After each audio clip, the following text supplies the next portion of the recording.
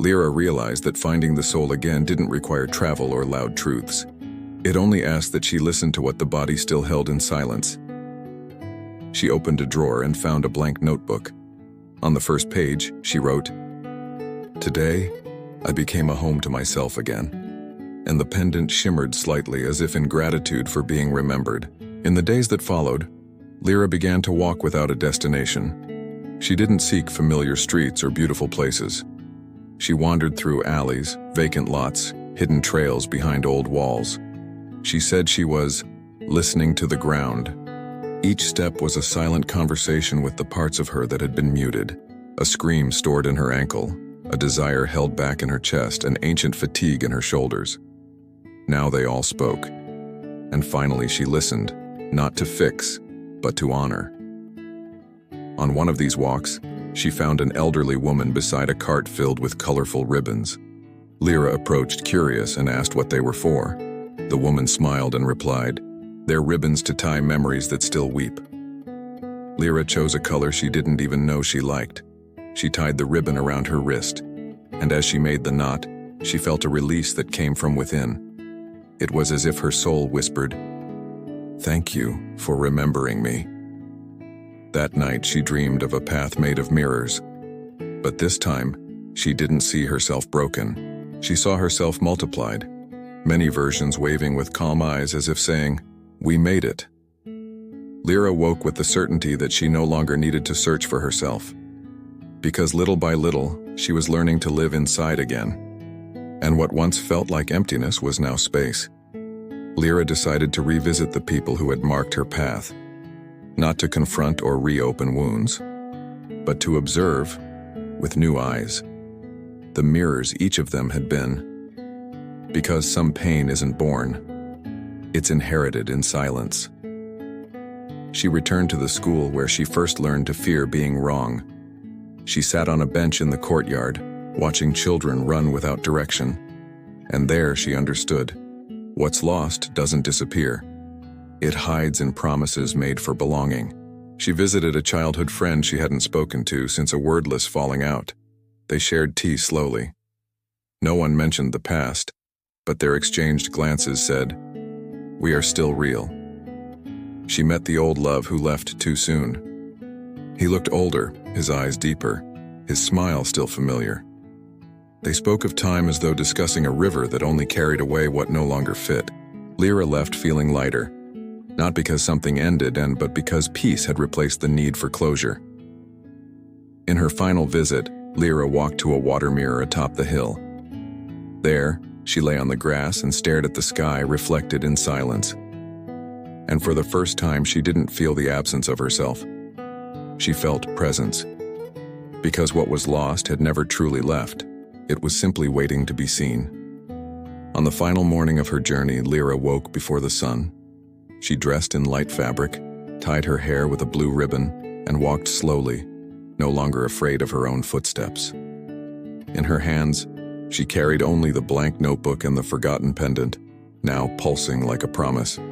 There was no destination, only direction. She arrived at an open field where the wind moved without order. There she sat and began to write. Not letters, not stories, just names, words. Cries turned into songs, pieces of herself that had been silenced and now asked to be spoken. With each word she felt more whole, as if stitching her true name with threads of light. She remembered all the versions she'd tried to be, to please, to fit, to survive. And suddenly, none of them felt wrong, just temporary. She closed the notebook gently and buried it under a stone marked with the same tree symbol she'd once touched. It was a ritual, not of goodbye but of rejoining. She rose and danced alone in the field, a slow, shapeless dance, arms open to the invisible. From afar, someone might have called it madness, but it was return. And when the wind circled again, she whispered steady, "I'm back." If this story touched the part of you still searching, write your name in silence and place it under your pillow tonight. The soul knows the way home and has already begun walking. Everything lost within you was only waiting to be remembered with tenderness. Have you ever missed something you couldn't name? as if a part of you were forgotten in a room no one visits anymore. You wake up, live, perform, but deep inside, something watches you quietly.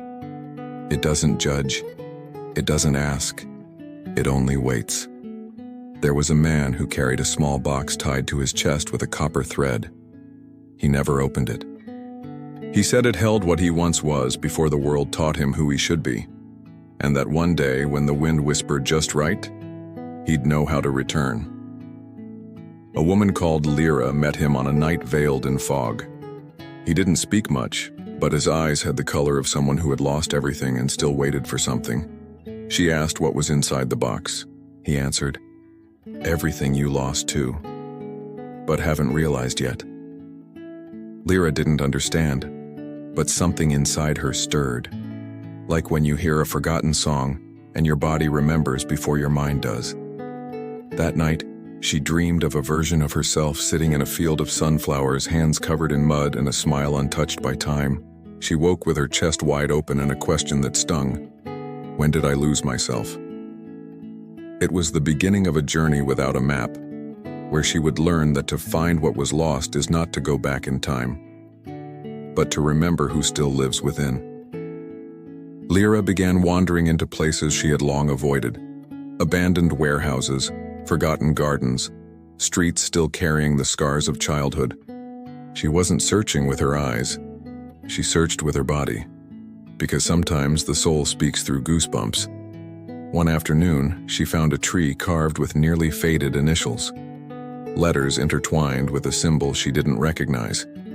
She touched the bark with her fingertips and felt a quiet warmth, as if the trunk breathed memories. She closed her eyes and saw a barefoot girl running, her freedom caught in her throat. Then she understood. This wasn't a search for answers. It was a reunion with what had been left behind out of fear it wouldn't fit in the world. The dances repressed, the tears swallowed, the dreams crossed out too quickly. They all still lived somewhere. And now, they were calling her back with gentleness. Lyra began writing letters without names. She spoke to the part of herself that vanished when she began pleasing too much. She apologized for ignoring the signs, for silencing her wants, for being home to others and a stranger to herself. On one piece of paper, she wrote, "If you're still in there, send me a sign," and folded it like someone closing a wound with a ribbon of hope. The next day, she found a flower blooming between the stones of the sidewalk. It wasn't coincidence. It was an answer. Lyra returned to the house where she had grown up. The windows were dusty, and the garden, overgrown, as if it had forgotten how to welcome footsteps. But something within her knew. What had been lost wasn't in the past. It lived in how time was once felt. She entered without knocking. The furniture remained in place, yet everything felt smaller, as though childhood had shrunk to fit the eyes of an adult. In the hallway, she found an old mirror, edges tarnished, a crack running through the center. She looked at it like one looks at a stranger who knows too much. For a moment, she didn't see her reflection. She saw a child in a blue dress sitting on the floor with a drawing in her hands. The girl smiled but said nothing. It was an invitation, not to return to the past but to enter the present with the eyes of before. Lyra sat on the same floor beside the mirror. She touched the glass with her fingertips and felt a soft shiver. She cried without resistance, as if the tears no longer needed permission. And within that crying there was something new. Welcome. She realized she hadn't lost herself all at once. It happened in small denials, small disguises, small deaths. But here, in this silent house, every forgotten piece began to return. Not rushed, but dignified. The soul, after all, does not leave. It simply hides until we're ready to look without fear. In the attic, between nameless boxes and faded photographs, Lyra found a small item wrapped in cloth. It was a pendant, shaped like a key, carved from wood darkened by time. She didn't remember it, but the moment her fingers touched it, her heartbeat quickened, as if the gesture opened a door that had never been locked, only forgotten. Lyra descended with the pendant in hand and entered her old bedroom. Everything there seemed asleep. The tilted books, the silent toys, the sweet scent of childhood covered by years of distance. She sat on the bed and let the silence speak. And the silence said, "The door is still inside."